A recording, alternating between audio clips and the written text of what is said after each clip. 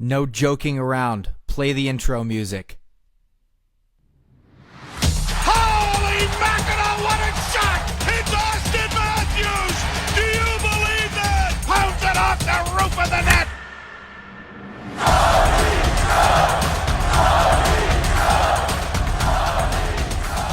Welcome back to the Leafs cast.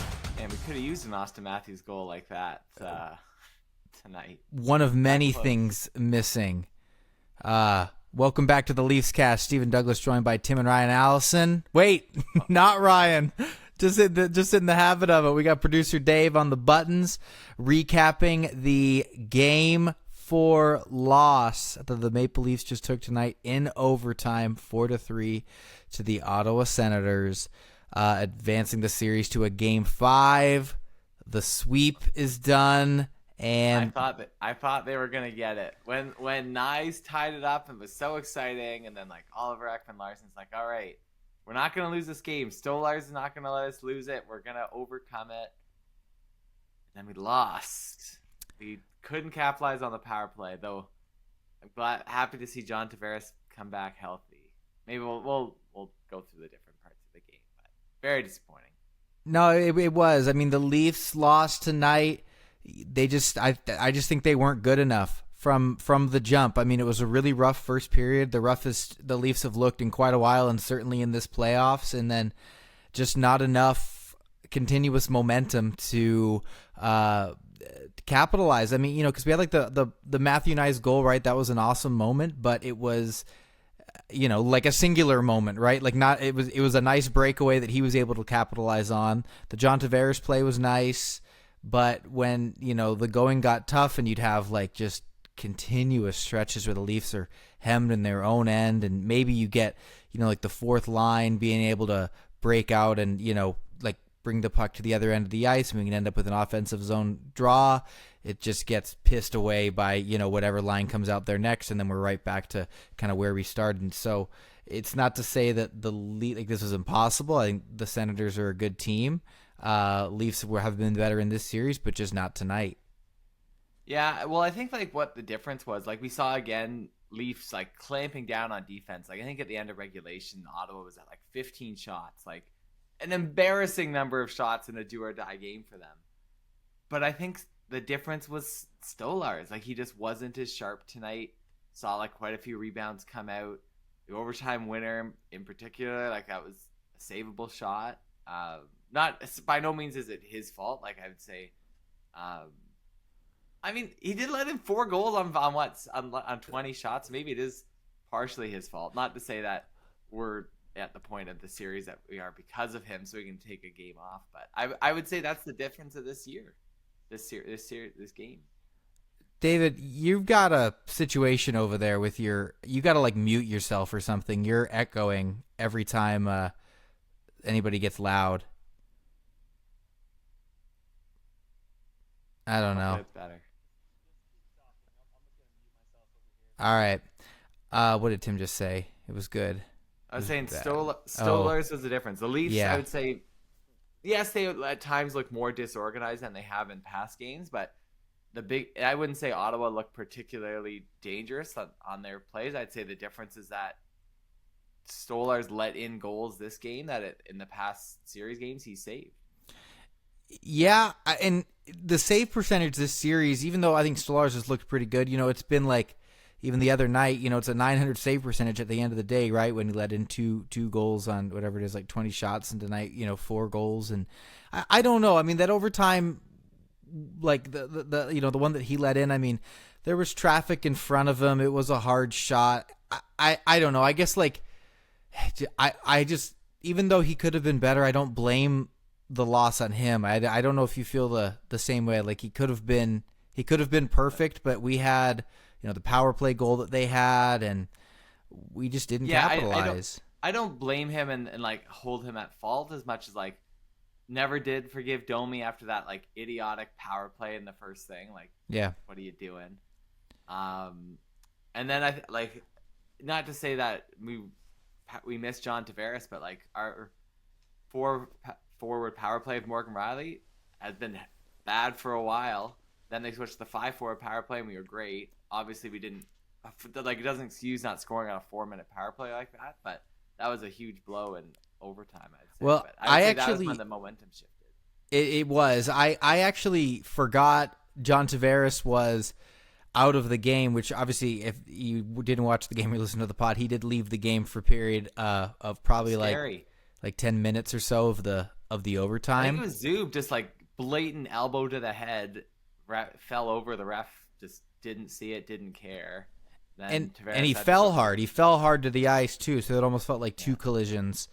And yeah, thankfully he came back into the game towards the end. But yeah, he misses the 4-minute overtime power play, which I was like, even though I didn't think the Leafs played excellent tonight, I was like, this seals it. We're gonna get something in the next 4 minutes.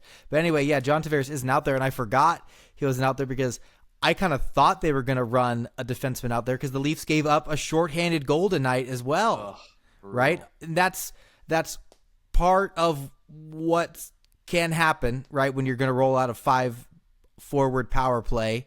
Not to say that teams that run the standard, one defenseman power play don't get shorthanded goals against them, but I kind of thought, because then even after that, the next power play had 2 defensemen on it, right? So like Berube was not messing around with the potential of another shorthanded goal, and yeah, Ottawa just had that momentum going for them. It was tough. The guys just weren't good enough. I mean, like a couple of standout performances. I thought John Tavares before the injury was very good tonight. Obviously, Matthew Knies great tonight. Some like good defensemen. It's not like the Leafs were hot garbage, but when talk about Austin Matthews, what was the dangerous Austin Matthews play tonight? Not dangerous enough. And then I mean, I feel like, was this a typical William Nylander night? Like, there were a few plays, especially in the first, where like frustrating, just like watching the play, not moving his feet. But then later on, it's like, oh, he has these dangerous chances and like pulled the puck out of nowhere. So maybe that was good for Nylander. But it just like in general, it certainly made in the first period, it felt like the Leafs were I don't want to say overconfident, but they just were not moving the same way. Yeah, that's what it was. I mean, and we're on the road tonight. The Leafs have won 3 in a row. Stolars had won, I think, 11 in a row going into this game. I suppose it was just, I don't know.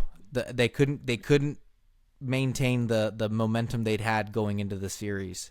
Yeah, and like I look at Berube as well, that like how many times in the third period when we were down a goal was I guess I'm gonna call them the fourth line, whether the Lawton line. They seem to be out there all the time, and like I guess like there's some element of like who has it tonight and who doesn't. But at the end of the day, you put your stars out there. We need a goal. He's justified because we scored and tied it up, but it was frustrating. I think Lawton had like 18 minutes of ice time tonight. That's like, insane. What is that? I mean, and even though yes, the fourth line, like they did some good things tonight. I mean, you need a goal in a hockey game, and how many goals does the fourth line have in this series? 1. I think, right in the first game, Lawrence, I think, had 1. So all the negativity aside, the hope in the Leafs winning this series is far from over. It's just frustrating because it's a Saturday night and it's pizza night in the Douglas house. And it was there. You could reach out your hands and you could have grabbed it and won it and ended it. Then first, get all this time to rest and recover while Florida and Tampa duke it out. Yeah, we would have had it would have been nice. So I still have the utmost faith that the Leafs are gonna win this series, come out Tuesday night in Toronto and clobber the Sens and win. I'm so confident that's what's gonna happen. Because the Leafs did predict 5 games at the start. It does require the Leafs to lose a game. I know, and I'm watching this game, Tim, and I'm in the basement watching this game, and like I looked like the Leafs they hadn't even lost the game yet. I looked like it was Game 7 overtime against Boston or something, and I'm like, it's just Game 4 of a series we're up 3-0, like. But for some reason, because we know we do recognize that it's possible for this Leafs team to lose the series. Still, it's possible because we see it. Like we're down 3. Well, I'm not gonna go down the path, but it's like you can see it, right? You lose one, You lose 2, you lose 3. It's game 7. Like they were flashing all these stats about, oh, here's the players' records in like possible series clinching games, where the Leafs are now like what 1-13, 1-12, 1-12. I think 1-12. It's like that's abysmal. Abysmal. I mean, Maybe next game. they were close. It was not the Leafs' best night, right? It was a rough night, but I would say it was one of the Senators' best nights, and we were toe-to-toe with them, right? So, I mean, as long as the Leafs can bring a little bit more than this and some of that energy we had from Game 1. Well, let's talk a little bit about next game. So, Leafs going back home for Game 5. Do you see any lineup changes? Like, we didn't talk about it much in the last pod just because, we were happy, but I really think it's time to move Holmberg off of that second line. That's the glaring thing. I mean, well, Ryan, I think, mentioned it even in that one, but like the number of plays you see that just they're gone. They're the second that he gets involved, you need somebody else up there. That's what I think. What do you think? The problem is that McMahon is also slumping, so it's like it's hard to justify giving the guy a promotion.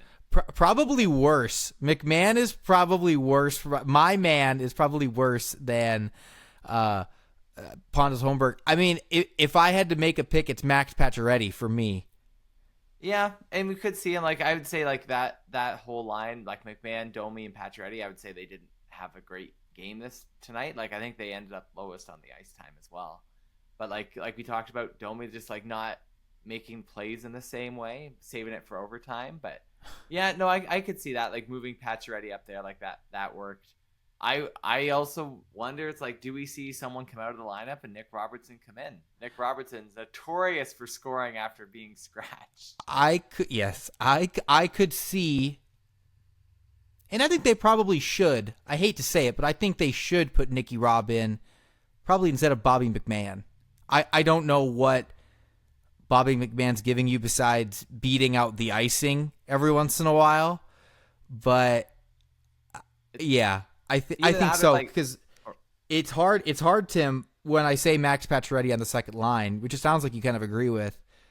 We're trotting out Bobby McMahon, Max Domi, and Pontus Holmberg on the third line.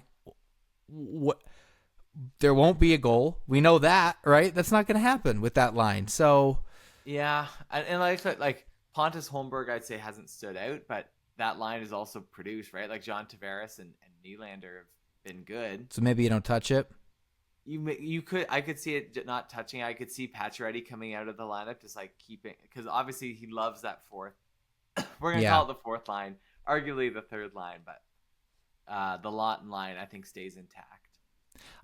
I do feel like it's in the stars. Like it is a guarantee if you put Nicky Robb in the lineup next game, he's going to score. So I think you have to. Like there's no way he wouldn't score. That is how this works.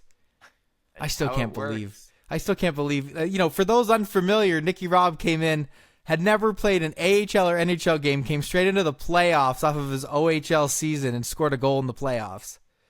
It was Columbus Blue Jackets. Amazing. So he's a playoff performer, just not so far this year. The lineup's been tough because like I want to give Berube a lot of praise, and the Leafs have generally won a lot in this series, but it just feels like they're not trotting out the best group that they could. And but yeah, that second line has generally performed well. And like I know we're dogging on William Nylander, but like he had a nice assist on that John Tavares goal tonight. That if the Leafs don't score that, then they lose in regulation tonight. So, oh boy. All right. I mean, the good news is that like this is changes around the edges they have to make. The power play, yes, we didn't score on the 4-minute.